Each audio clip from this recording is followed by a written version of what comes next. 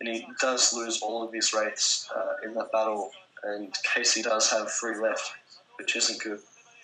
But I think Firebathero has a Goliath around his tanks, and that should be enough to hold off those wraiths. Certainly, it looks like these Casey's wraiths firing upon Firebathero's barracks, which can be quite annoying. You have to build another one, and you lose an important scout. Yeah, But it's not as big a deal as you would initially think. And Firebathero, surprisingly enough, won that or for me at least, won that encounter at his natural. I thought Casey would have enough forces to be able to fight that off, but I think Casey chose to target the cloaked wraiths over tanks and things like that, and Firebathero was able to fight it off quite comfortably. It looks like siege mode up for Casey now. Fairly late. Yeah, is he attacking those temples? Yeah, I think he was attacking those temples. I couldn't be quite sure. Just trying to get a backdoor into Firebathero's base. I think I actually didn't 100% see it. Ooh, Firebathero scouts with an SCV and is going to know that expansion is going to be going up at the 2 o'clock position for Casey in a minute. So that's a pretty critical piece of information. These Goliaths pushing up, killing all the wraiths, I think. All the wraiths go down, and these Goliaths are going to be able to shoot this tank a little bit more, but 2 more tanks coming down, 1 tank in siege position already. I think Firebathero is going to be forced away from the middle of the map. Yeah, I think he would be better to move back from this position somewhat. I think Firebathero is still in the lead in this game. He still has an economic advantage. The last tank goes down for Firebathero, so he's lost this little push here, but I don't think it's going to be that big a deal. Although the last tank of Casey goes down there, and Firebathero is able to push up again. Yeah, 3 more tanks coming in for reinforcements, and Firebathero picking up that 9 o'clock expansion. 1 tank. Eagle bases. 1 tank going down for Casey. 2nd tank going down. I think Firebathero has been quite successful with this push. These SCVs attacking that tank, and Casey forced to pull SCVs to defend. Man SCVs. Man CVs. Yeah. I think Casey's just trying to sneak in that quicker expansion to try and even up the economic game, but Firebat's having none of it. Firebathero is taking advantage of the fact that Casey's likely to have less troops and sending up a Goliath to deny the building of the expansion. So Casey's in a lot of trouble. He's going to be economically behind even further soon, given that Firebathero's got his expansion going up at the 9 o'clock. And it looks like Firebathero is targeting those neutral temples, but that's a bit of a mistake. 2 of his tanks go down to these tanks of Casey, and I think if he's going to, Casey's inching forward with his tanks. Firebathero sending out Goliaths to take a lot of the hits while his siege tanks attack the tanks of Casey, but Casey's sending out SCVs, just lone SCVs to attack Firebathero's tanks, and Firebathero has a drop shuttle now. He has drop. He's taking advantage of his ship. Oh yes, drop ship. Another mistake I always make. He's taking advantage of his earlier control tower, and Casey doesn't have a drop ship yet. And Casey's actually forced to build his command center in base. Actually, no, I'm wrong. Casey does have a drop ship now, and it's going to be able to drop at this expansion. But Firebathero drops 2 Goliaths and almost gets that drop ship. Good interception by Firebathero. Rather good lucky. Anticipation as well.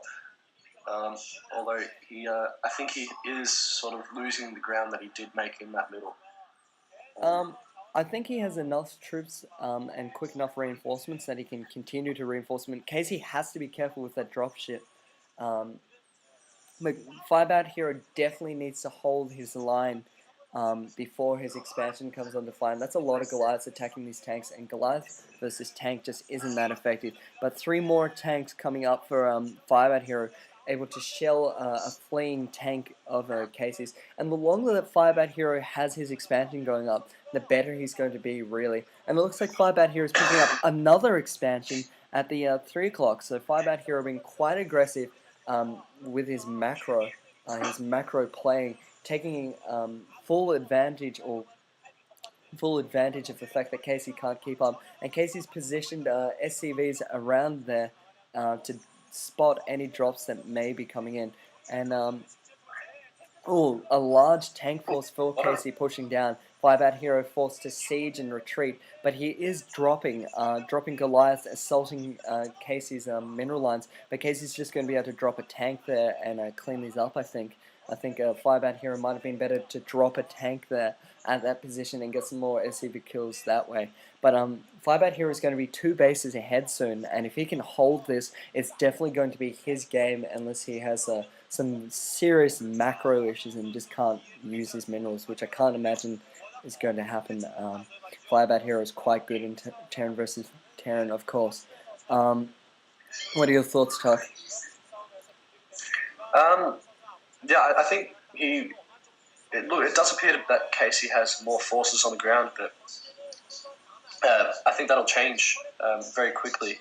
Firebathero dropping 3 tanks and a couple of Goliaths up on this ridge, taking down that tank crucially. I think these tanks and Goliaths are going to be able to effectively stop Casey from mining at his main, and Casey also losing a lot of tanks at his in the middle ground, and it looks like he does lose that tank. That tank has 4 kills, and it's going to get taken down by an SCV. It looks like he has picked up that 1 o'clock expansion, but he isn't mining from it, and he did lose a lot of tanks. So I think Casey is just really sort of behind, just behind in this game in terms of now economically behind as well as army. Firebathero has a lot of dropships. Oh, that's a really large drop. Wow, a big drop. I think it would have been better to drop on those siege tanks personally, but perhaps thinking that there would be some Goliaths or turrets when they're not wanting to damage his drop ships at all. And he's denying mining at Casey's main, and he's also picking up the mineral only at, in his base. So Firebathero is going to have 2 expansions on top of Casey, more than Casey rather. And really good defensive line, or so not defensive, but very good contain on Casey. We saw this in the Firebathero Flash game. Both players had really good tank and turret lines. It was very strategic, and it was actually a really exciting game to watch, which is like this. And it looks like that Vulture does go down, and that tank taking a hit on his on-red health will go down.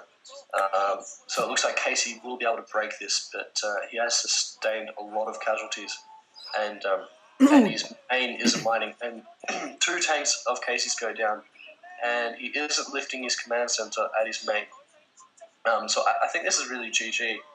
I mean, Casey doesn't really have much to work with. He's not mining. He doesn't have many forces left. Firebathero is double expanding. Another double expansion at the 5 and 4 o'clock. So Casey GG's. Yeah. Ballsy play from Firebathero, taking so many expansions. Ended up working out well for him.